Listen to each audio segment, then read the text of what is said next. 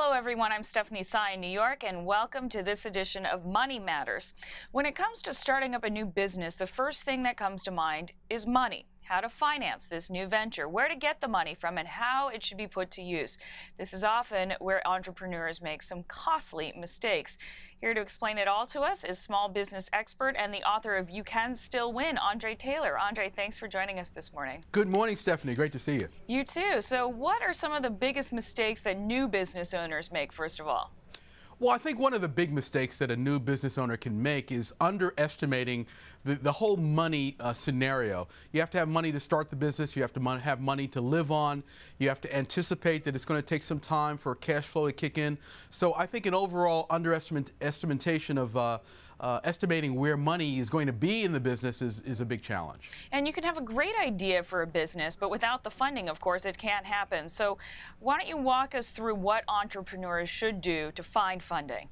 Well, we need money to make it happen. And I think one of the first things you've got to do is look at what money you have available to make the business happen. And I think that sometimes entrepreneurs tend to go out and look for money right away. In other words, looking for other investors to come in.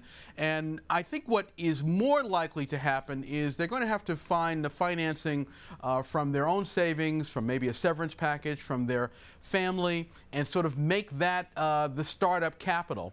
And then I think that they're going to have to really get out there and sell and make the business productive to get some money into the enterprise. That's a good point. So look inward first. Look at your own bank account before you necessarily start looking for investors. Absolutely. And what do you mean when you say bootstrap your way to money? Well, this is essentially the whole bootstrapping philosophy. The idea is make as much as you can happen with as little as possible. So you might have some savings, you might have to get out there and sell, you might find that a barter arrangement really works effectively, you may find you're able to partner with other entrepreneurs. It's really using your mind creatively to attract and develop the kind of money that you need in your business. All right, and you also say re-educate yourself. What do you mean by that, Andre? Well, one of the challenges that we all have is that we didn't learn a lot about money growing up. We tend to have heard maybe a lot of negative things about money. Things like money doesn't grow on trees, money is hard to come by, it's difficult to earn money, only the rich people have money. As an entrepreneur, you have to have a very different philosophy. You have to believe that you have the capacity to go out there and make money, that your products and services are going to be successful, that your business is going to be successful, and you have to move forward in that way. And when it comes to finding investors, when will an investor be interested in funding a new business venture? Well, there are a couple of things that excite investors. The first thing is that an investor wants to see a business with great promise.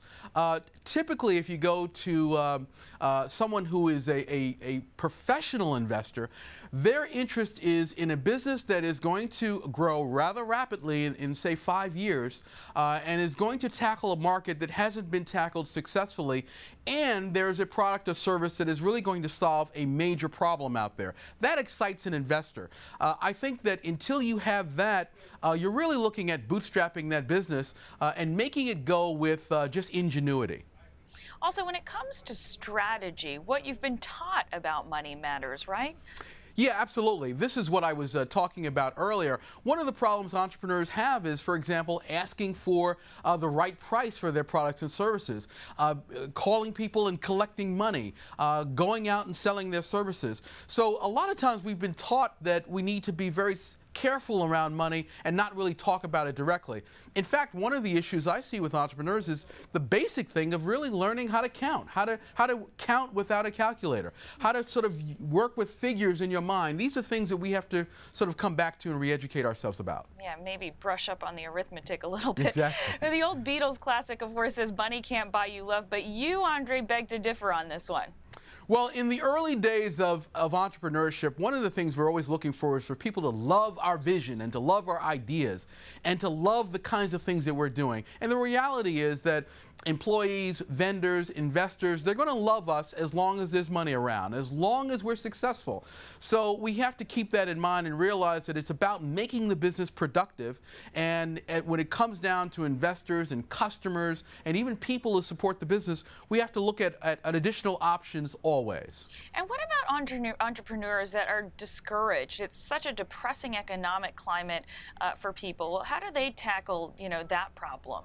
It's easy to be discouraged right now because you can, as an entrepreneur, you hear no all the time anyway. But right now, there are a lot of people who are holding on to their money and who are reluctant to make purchases. Entrepreneurs have to do a number of things. The first thing is you have to be in forward motion all the time. You have to keep yourself motivated and energized. You have to read great books like You Can Still Win. You have to watch Money Matters. You have to be connected with other entrepreneurs out there who can reinforce the capacity you have to make it.